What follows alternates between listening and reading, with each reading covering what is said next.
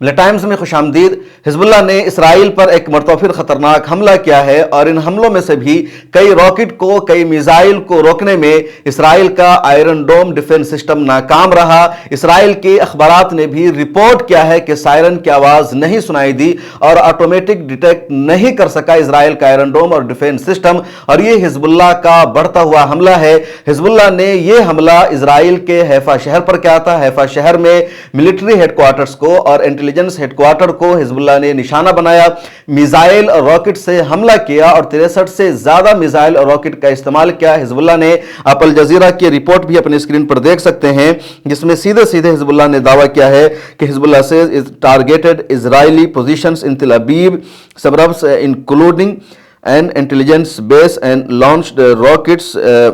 at a naval base in North Israel's Haifa۔ کہ تل Aviv میں ملٹری ہیڈ کوارٹر کو حزب اللہ نے نشانہ بنایا، اس کے علاوہ حیفا میں جو انٹیلیجنس کے ہیڈ کوارٹر سے اس کو نشانہ بنایا ہے، اور حزب اللہ نے پوری تفصیل جاری کی ہے کہ پچھلے دن یعنی سوموار کو کہاں کہاں حملہ کیا، اور حزب اللہ کا لگاتار کہنا ہے کہ جب تک غزہ پٹی سے اسرائیلی سینا خالی نہیں کرے گی، وہاں سے اسرائیلی سینا نہیں نکلے گی، اس وقت تک اسرائیل پر ہمارا حملہ جاری رہے گا۔ اسرائیل کا حملہ بھی بیروت پر جاری ہے، اور آج کے ایئر اسٹرائک میں بیروت میں 13 عام لوگوں کی ہلاکت ہو گئی ہے، لیکن گراؤنڈ آپریشن میں، زمینی لڑائی میں اسرائیلی سینا کہیں بھی آگے نہیں بڑھ پا رہی ہے۔ لگاتار ہر موڑ پر حزب اللہ کے لڑاکے اسرائیل پر بھاری پڑ رہے ہیں، اور اسی وجہ سے ویسٹ میں کھلبلی مچی ہوئی ہے۔ امریکہ پریشان ہے کہ لبنان میں اسرائیلی آرمی کیوں کامیاب نہیں ہو رہی ہے، اور اب یہ مانگ کی جا رہی ہے کہ لبنان میں جو یونائٹڈ نیشن کی آرمی ہے، جس کو یونائٹڈ نیشن انٹرم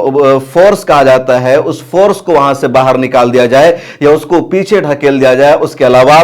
اب لبنان کے اسپیکرز پر پابندی لگانے کی بات چیت کی جا رہی ہے، لبنان کی سرکار کے خلاف ایکشن لینے کی بات چیت کی جا رہی ہے، کیونکہ اسرائیل نے جس مقصد کے تحت لبنان پر فوج کشی کی تھی، اپنی آرمی کو میدان پر لگایا تھا، اس مقصد میں، اس ایجنڈا میں اسرائیلی آرمی کو کامیابی نہیں مل رہی ہے۔ صرف ایئر اسٹرائک کے ذریعے ہی بیروت میں اور دوسری جگہوں پر عام لوگوں کو نشانہ بنایا جا رہا ہے۔ دوسری طرف حزب اللہ زمینی لڑائی میں اسرائیل کو روکنے کے ساتھ ساتھ فضائی لڑائی بھی لڑ رہا ہے، ڈرون سے حملہ کر رہا ہے اسرائیل پر، اس کے علاوہ میزائل سے وہ حملہ کر رہا ہے، راکٹ داغ رہا ہے، اور لگاتار ملٹری اداروں کو نشانہ بنا رہا ہے،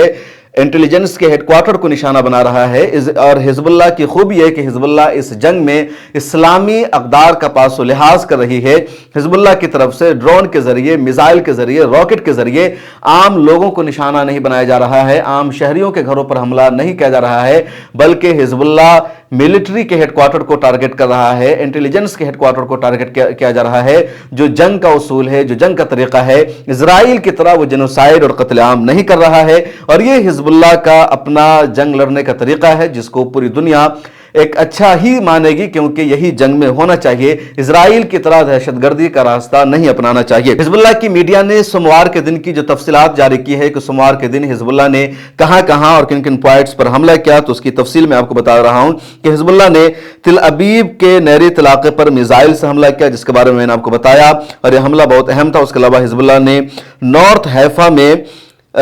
سٹیلا مارس نیول بیس کو میزائل سے نشانہ بنایا اور لگاتار میزائل داغا۔ میڈیا نے کہا کہ میزائلوں کی برسات کی یہاں پر حزب اللہ نے۔ اس کے علاوہ صبح 7 بجے کے قریب حزب اللہ نے تل ابیب کے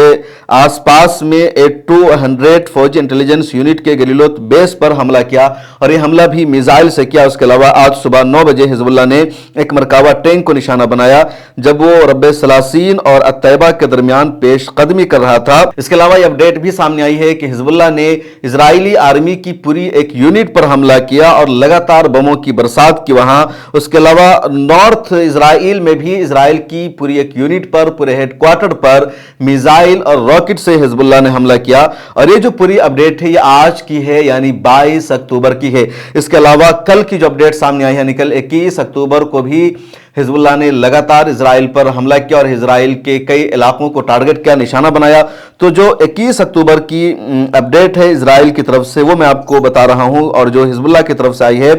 کہ حزب اللہ نے شام کو 5 بجے رب سلاسین کے پیچھے والی پہاڑی کے ایریا پر اسرائیل کے ایک مرکبہ ٹینک کو گائیڈڈ میزائل سے نشانہ بنایا، جس سے ٹینک اور اس میں جتنا عملہ موجود تھا وہ سب جل کر خاکستر ہو گیا، آگ کی لپیٹ میں آ گیا۔ اس کے بعد شام کو 8:25 پر حزب اللہ نے طیبہ کے آس پاس کے علاقوں میں اندر گھسنے کی کوشش کرنے والے، دراندازی کرنے والے اسرائیلی فوج کو ٹارگٹ کا نشانہ بنایا، جس سے بہت بڑا اسرائیلی آرمی کا جانی نقصان ہوا، اور ان لوگوں نے جو ان کی بختر بند گاڑی تھی اس کو بھی نشانہ بنایا اور اسرائیلی آرمی کو یہاں سے پیچھے ہٹنا پڑا۔ اسرائیلی آرمی اس پوائنٹ سے لبنان میں داخل ہونے کی کوشش کر رہی تھی، لیکن حزب اللہ کے لڑاکوں اور جنگجوؤں نے کامیاب نہیں ہونے دیا۔ اس کے بعد شام 8:30 بجے حزب اللہ نے مسگاوام بستی میں اسرائیلی آرمی کی جو پوری ایک یونٹ تھی، پورا جو کیمپ بنا ہوا تھا، اس کیمپ کو راکٹ سے نشانہ بنایا، راکٹ کی وہاں برسات کی۔ اس کے بعد رات کے 10 بجے حزب اللہ نے اودیسا قصبے کے آس پاس میں اسرائیلی یونٹ پر حملہ کیا، وہاں بھی اسرائیل کا کیمپ بنا ہوا تھا، اور لگاتار اس کیمپ سے اسرائیل اودیسا میں اندر گھسنے کی کوشش کر رہا ہے، آرمی چاہ رہی ہے، لیکن حزب اللہ کے لڑاکوں نے ایسا نہیں ہونے دیا۔ اس کے بعد نارتھ اسرائیل پر میزائل سے حملہ کیا، اور میڈیا رپورٹ یہ ہے کہ اسرائیل میں سائرن بجنے کی آواز سنائی دی اور لوگوں نے اپنی جان بچانے کی کوشش کی۔ اس کے بعد صبح میں اسرائیل کے 63 علاقوں پر میزائل اور راکٹ سے حزب اللہ نے حملہ کیا،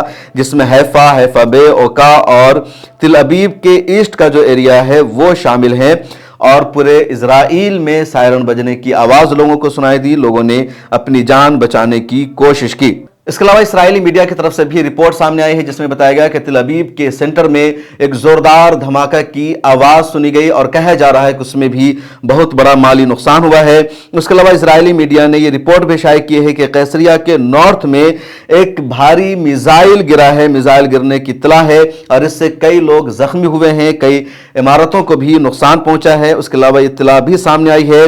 کہ مغربی الجلیل میں، یعنی الجلیل کے ویسٹ میں کئی بستیوں میں جو رہنے والے لوگ تھے انہوں نے اس علاقہ کو خالی کر دیا ہے۔ اس کے علاوہ اسرائیل کی طرف سے بھی یہ گائیڈ لائن جاری کی گئی ہے کہ مغربی الجلیل میں لوگ نہ رہیں، اس علاقہ کو خالی کر دیں، کیونکہ یہ جو ایریا ہے لگاتار زد میں ہے۔ ادھر اسرائیلی آرمی کے اسپوک پرسن کا بیان سامنے آیا ہے کہ متعدد میزائل لبنانی علاقے سے گزرنے کا پتہ چلا جب صبح 7:30 بجے اور 7:45 کے درمیان الرٹس فعال ہو گئے، ایکٹیو ہو گئے۔ تو یہ اس طرح کی اپڈیٹ سامنے آئی ہے۔ حزب اللہ نے بھی دعویٰ کیا کہ ان لوگوں نے راکٹ لانچ کیا ہے، الجزیرہ نے بھی اس طرح کی خبر شائع کی ہے، اور اسرائیلی میڈیا کی طرف سے بھی اپڈیٹ سامنے آئی ہے کہ سائرن بجنے کی آواز سنی گئی ہے، کچھ علاقوں کو خالی کرنے کا آدیش بھی دیا گیا ہے۔ لڑائی پوری شدت کے ساتھ جاری ہے، لیکن حزب اللہ میدان سے پیچھے ہٹنے کو تیار نہیں، اور حزب اللہ کے اہم کمانڈروں کو، حزب اللہ کے سیکریٹری جنرل کو مارنے کے بعد اسرائیل نے شاید ایسا سوچا تھا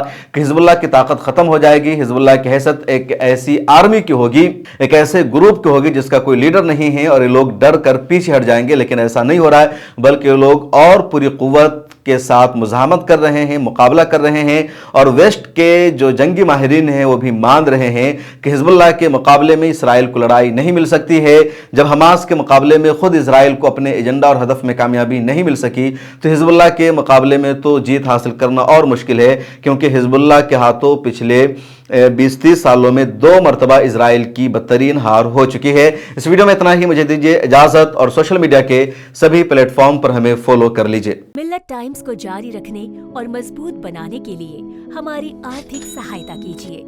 یہ ایک آزاد میڈیا ہاؤس اور کمزوروں کی آواز ہے۔ آپ ہمیں دیکھیں، سنیں، پڑھیں اور ہر مہینے زیادہ نہیں، صرف 100 روپے سے مدد کریں۔ ڈیٹیلز ڈسکرپشن میں موجود ہیں۔